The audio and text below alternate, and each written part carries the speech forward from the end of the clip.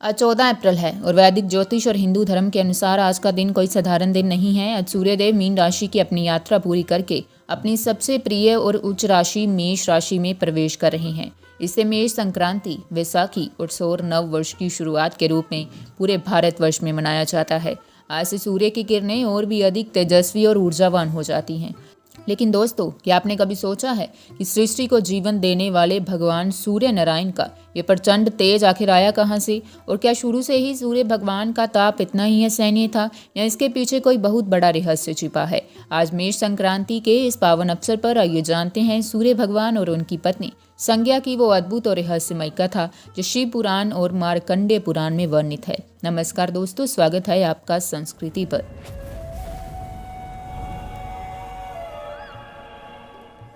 कथा के अनुसार भगवान विश्वकर्मा की अत्यंत रूपवान पुत्री संज्ञा का विवाह सृष्टि के प्रत्यक्ष देवता भगवान सूर्य से हुआ था। विवाह के बाद कुछ समय तक तो सब ठीक रहा और उनके व्यवस्थ मनु, यमराज और यमुना नाम की 3 संतानें भी हुई।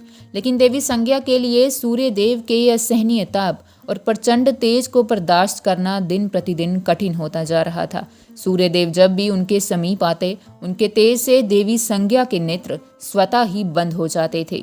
एक दिन देवी संज्ञा ने एक बहुत बड़ा निर्णय लिया। उन्होंने अपने तप के प्रभाव से अपनी ही परछाई से एक प्रतिरूप उत्पन्न किया, जिसका नाम रखा छाया। देवी संज्ञा ने छाया से कहा, अब से तुम मेरी जगह सूर्य लोक में रहोगी और मेरी संतानों की देखभाल करोगी। मैं अपने पिता के घर जा रही हूँ, लेकिन ये रहस्य सूर्य देव को कभी पता नहीं चलना चाहिए। छाया ने वचन लिया और संज्ञा वहां से चली गई। छाया बिल्कुल संज्ञा जैसी दिखती थी, इसलिए सूर्य देव को इस बदलाव का कोई आभास नहीं हुआ। छाया से भी सूर्य भगवान की संतानें हुई, जिनमें शनि देव और भद्रा प्रमुख है। लेकिन एक दिन किसी बात पर यमराज को क्रोध आ गया और उन्होंने छाया को पैर मारने के लिए उठाया। इस पर छाया ने क्रोधित होकर यमराज को श्राप दे दिया। अब सूर्य देव को संदेह हुआ, कोई भी माता अपनी ही संतान को श्राप कैसे दे सकती है? जब सूर्य भगवान ने अपने दिव्य तेज से सत्य जानना चाहा, तो छाया ने भयभीत होकर सच सच उगल दिया। सत्य जानकर सूर्य देव अत्यंत क्रोधित हुए और तुरंत अपने ससुर भगवान विश्वकर्मा के पास पहुंचे। भगवान विश्वकर्मा ने सूर्य देव को शांत करते हुए कहा, हे सूर्यदेव, आपकी पत्नी संज्ञा आपके इस असहनीय और प्रचंड तेज को सहन नहीं कर पा रही थी, इसलिए वे घोड़ी का रूप धारण करके पृथ्वी पर तपस्या कर रही हैं। यह सुनकर सूर्यदेव ने भगवान विश्वकर्मा से एक अनोखा अनुरोध किया। उन्होंने कहा कि तेज को थोड़ा कम कर दिया जाए ताकि उनकी पत्नी उनके साथ रह सके। तब भगवान विश्वकर्मा ने सूर्यदेव को अपने चक्र पर चढ़ाया और उनके प्रचंड तेज को थोड़ा शांत कर कम कर दिया। दोस्तों, क्या आप जानते हैं कि सूर्य देव के उस शंटे हुए तेज से क्या क्या बना?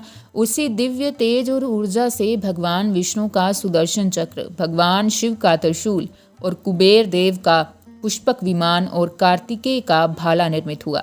इसके बाद सूर्यदेव ने अश्व यानी घोड़े का रूप धारण किया और पृथ्वी पर देवी संज्ञा के पास गए। दोनों का मिलन हुआ और फिर वे अपने सामान्य और सौम्य रूप में लौट आए। आज वही मेष संक्रांति का दिन है, जब भगवान सूर्य अपने पूरे तेज और प्रभाव के साथ मेष राशि में आकर हमारी पृथ्वी को नई ऊर्जा और नया जीवन देते हैं। आज के दिन सूर्य देव को जल अर्पित करने और गायत्री मंत्र का जाप करने से जीवन के सभी अंधकार मिट जाते हैं।